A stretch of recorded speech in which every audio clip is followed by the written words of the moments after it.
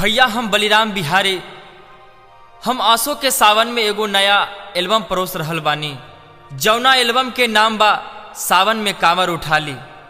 हई एल्बम के गीतकार हमर बड़ भैया अमर प्रेमी जी। ई एल्बम के सुमधुर संगीत से सजोले बानी राजेश केसरी जी, प्राइम स्टूडियो पटना, और गायक बलिराम बिहारी, दिलखुश दीवाना और इंदू सिंह जी गौले बानी। तो हमरा आशा ना पूरा विश्वास बाकी ई एल्बम के गीत रउआ सबके जरूर अच्छा लगी। तब प्रेम से बोली बाबा भोलेनाथ की।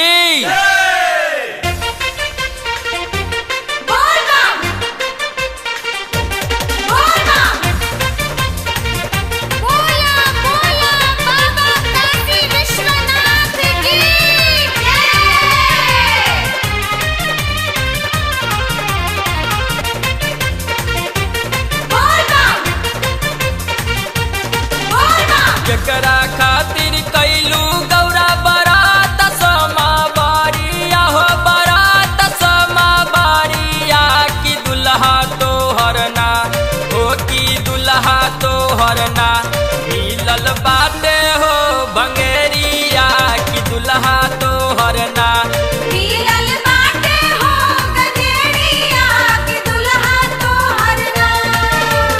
केकरा खातिर कैलू गौरा बरात समा बारिया हो, बरात समा बारिया की दुल्हा तो हरना हो, की दुल्हा तो हरना मिलल बाटे हो बंगेरिया की दुल्हा तो हरना मिलल बाटे हो गंगेरिया की दुल्हा तो हरना।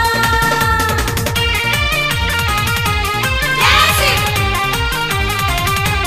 जय शिव जय शिव जय शिव।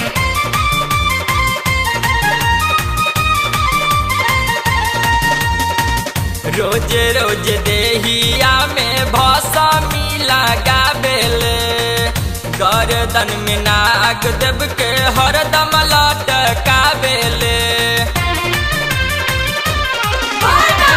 रोज रोज देहिया में भौसमी लगावेले, गर्दन में नाग देव के हरदम लटकावेले।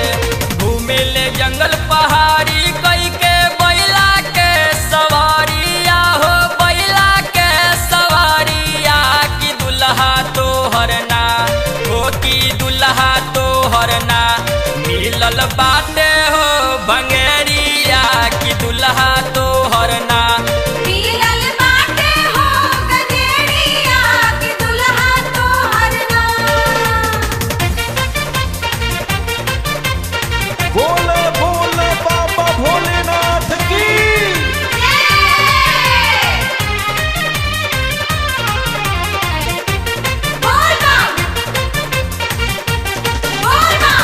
कब नाही देखनी ऐसन गजबे बाराती, देखी देखी मैना रानी पीटे लगली छाती।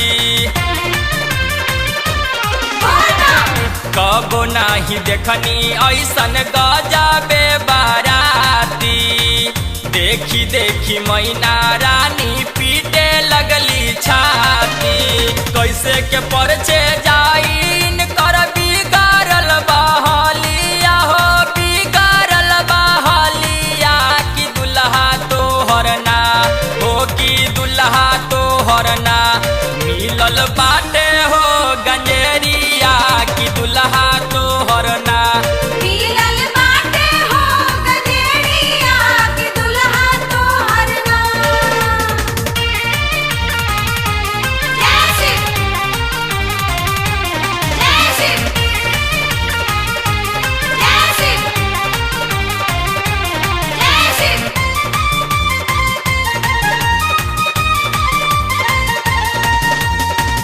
अपने त डम डम डम डम डमारू बजावेले, भूतवन के संगे बानर भालू के नचावेले।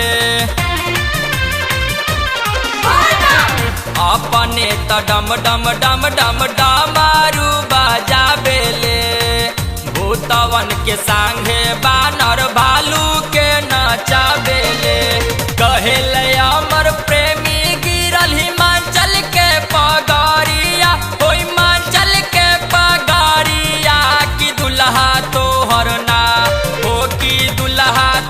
हरना मिलल बाटे हो नचानिया की दुल्हा तो हरना मिलल बाटे हो गजेड़िया कि दुल्हा तोहर ना।